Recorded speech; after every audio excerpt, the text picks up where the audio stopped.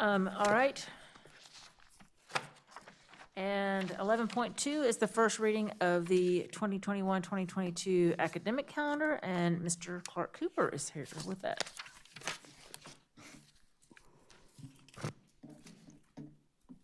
All right, well, good evening, Madam Chair, members of the board. In your packet for your review, you will find our recommendation for the 21-22 academic school calendar.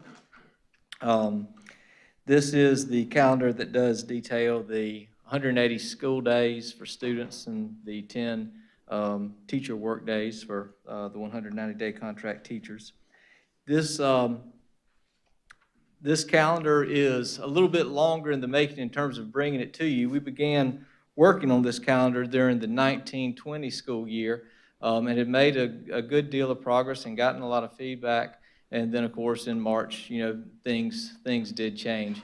And rather than complicate the issue with salvaging the 1920 school year and how we adjusted days that year, and then, of course, our very new schedule that we had this year, we wanted to give some time before we brought to you the 21-22 draft academic calendar. The calendar committee, like I said, did meet both last year and this year. We have gotten a large degree of feedback, looked at survey results that were conducted in the winter of 19 in the development of this calendar. We will be also showing it, presenting it to the Parent Advisory Council next month, February the 1st. Now, just to point out a few key things before we start, I will tell you we're very excited about this calendar. We do like it a lot. It is a reasonably balanced calendar. It is a 92-88 semester 1, semester 2 calendar. It does have one key element that I'd like to point out to you: virtual weather makeup days. And you've heard a couple of folks mention in their presentations how these times have brought about innovation and things that we might ought to have been doing, but now we're doing and we want to keep doing. But we do have virtual weather makeup days built into this calendar. We're required by the state to hold 3 placeholder days. So you do see in that orange highlighted cell the 3 days that we have had to overtly state as electronic weather makeup days. Our intent is to use them on the day of inclement weather when we're unable to have school. So if there was a hurricane that impacted the Myrtle Beach area and we were forced to shut down on, say, September the 3rd, September the 3rd would be the weather makeup day. School would go on virtually that day. And that would allow us to use the 3 days that you see that we've designated as holidays for the students and the staff. So that's a little bit new with this calendar. Additionally, we have been able to preserve the traditional holiday times in the calendar that you'll see, with Thanksgiving having 3 days and Christmas and Easter, and we'll walk through all of those. We've also got intermittent breaks built in every month. We are very excited about that for students and staff. Having that small break during each month is going to be, I think, beneficial both academically and from a human resources standpoint. And we also have built in a few natural barriers, a little bit beefier break during the time of the year where people are traditionally most sick in February and March.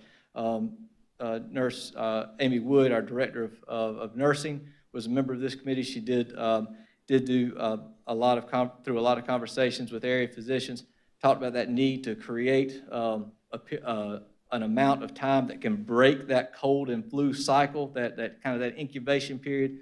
So we think we've got some good time built in there for that hopefully allows our students and staff to stay healthy. So what I'd like to do is kind of just walk through the calendar with y'all. You'll look and see that in August, teachers do report back on August the 9th. There are 6 pre-service days on August 9th through the 16th. Kids come back to school on August the 17th. So again, we're bound by starting after that third Monday in August. And so we'll start there on that Tuesday. Does give a little bit of a shorter week for our youngest learners with 11 instructional days during that month. We move into September. We have the traditional holiday there at Labor Day with 21 school days during that month. That carries us into October, where we will, you do see the first 9 weeks wrap up with 46 instructional days. That ends on October the 20th. We have a teacher workday for parent-teacher conferences on the 21st, and then a holiday for students and staff on October the 22nd, kind of creating a little bit of that fall break there for our students and their families. We then continue through the month of October with a total of 19 instructional days that month. Move into November, and we do have the traditional 3-day Thanksgiving break.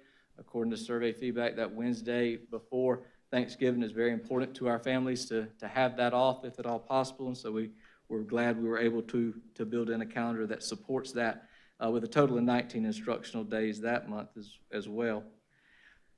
3 full weeks between Thanksgiving break and Christmas break, with 13 instructional days during the month of December, and a 2 full week Christmas winter break.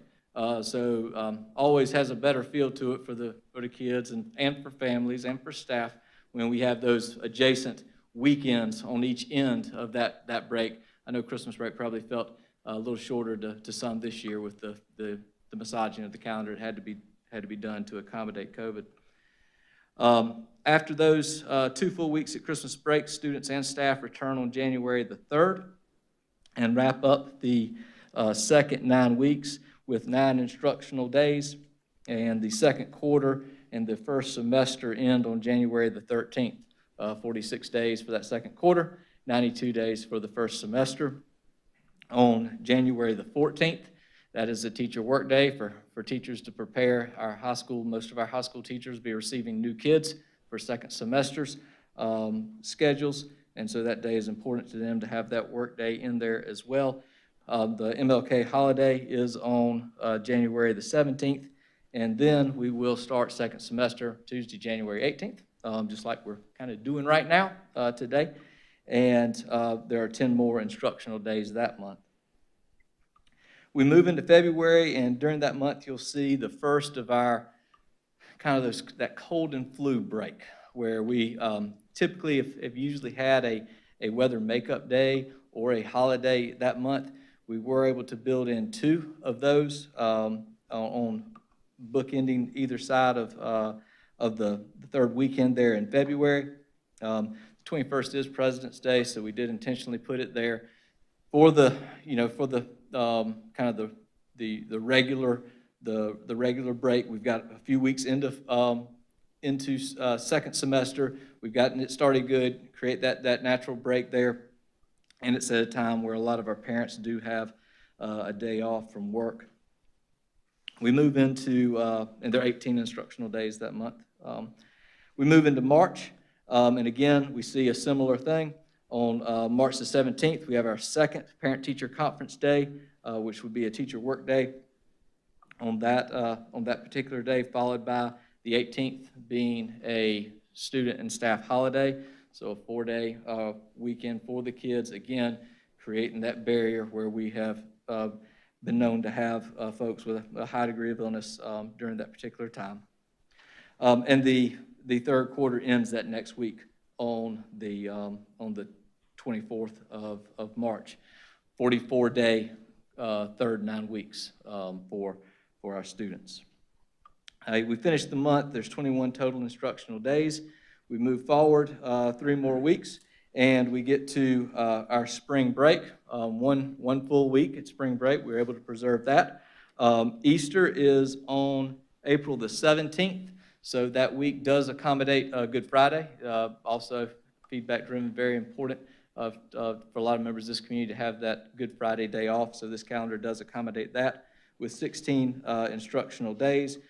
we move into May and have a good little haul until we get to Memorial Day on May the 30th. Of course, during that time, a lot of testing's going on, so not real conducive to have a break at any time during that period. But we do have Memorial Day off. Kids return from Memorial Day, and we do have our final exams.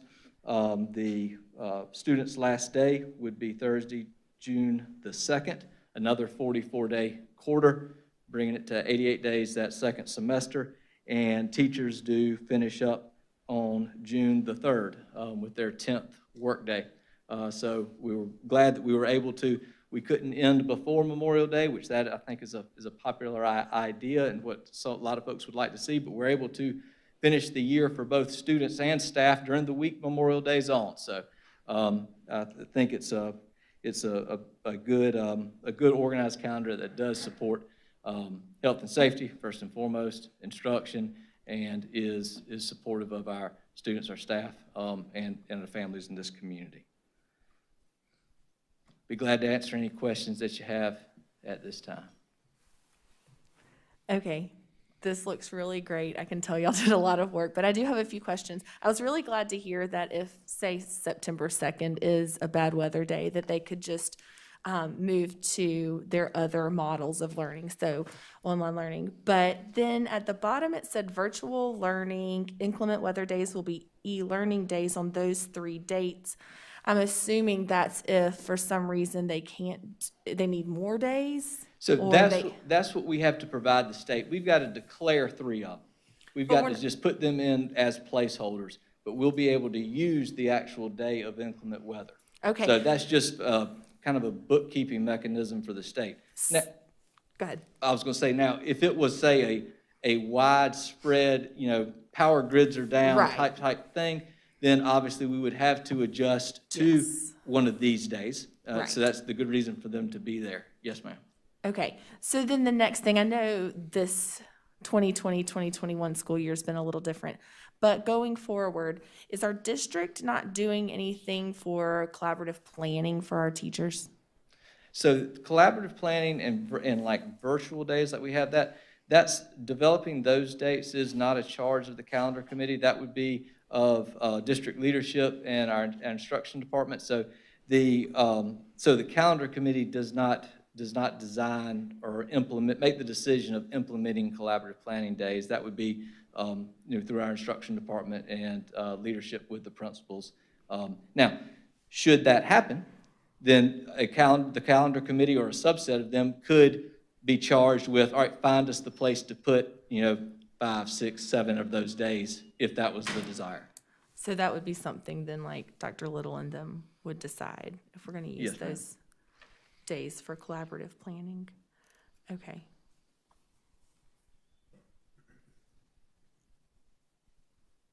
Oh, another question. And I could just be wrong. I'm just going off of my memory here. The last day of school, is it always a full day? Again, that's a great question. It typically is not. Typically there are half days, and again, those have typically been built in, but that's a separate process, and again, done through our feedback from principals, our instructional department, and Dr. Little. So those still could be there. Right, so when is that done? So we have this first reading, and then, so will that be done before we approve the calendar? So this would, I don't think so. This would go back to y'all again in February for second reading, and then I think immediately thereafter, as the picture becomes more clear about, the final exams being set, then those half days could be, decided upon and then put in. I will say what has been most typical during, my almost 20 years in the district is that first exam period, there's typically been a half day there, and there's typically been 2 at the final exams at the end of the year. Right. But that would be decided, I think, pretty soon after we had a recommendation from the board on the calendar. Okay, thank you. Ma'am, What, state law allows for 3 of those days. Yes, ma'am. for 3, okay.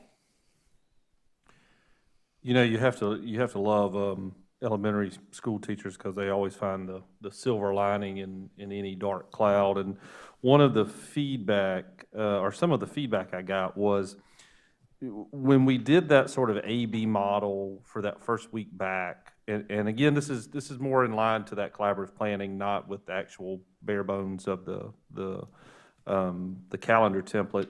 But really, there was a ton of feedback about just their ability, and especially in the elementary level, to get to know their student so well with that sort of A/B model that first week, and how they would love to see that replicated in the future if at all possible. But again, that's more with regard to the implementation of this calendar, not the actual bare bones. So that was some of the feedback I had heard. Dr. Guyton, I had the same feedback, that first week, the teachers really liked the opportunity to bring half of their students in, and, you know, the team building and the class norms and the protocols and the processes, it was just so much easier and better to do it with, you know, a 50% group there. So I got the same feedback. Any other comments or questions for Mr. Cooper? It's really nice when the calendar helps us out and Christmas Day and New Year's Day fall on Saturdays, because it makes the calendar so nice. And I mean, that this year, and I'm not a teacher, but having just 2 days before Christmas was brutal. And I know it was for our staff. So that seeing that week before Christmas Day looks very, very nice. So thank you very much for the work y'all did. We're excited about it, and we'll bring it back to you for second reading in February. Thank you.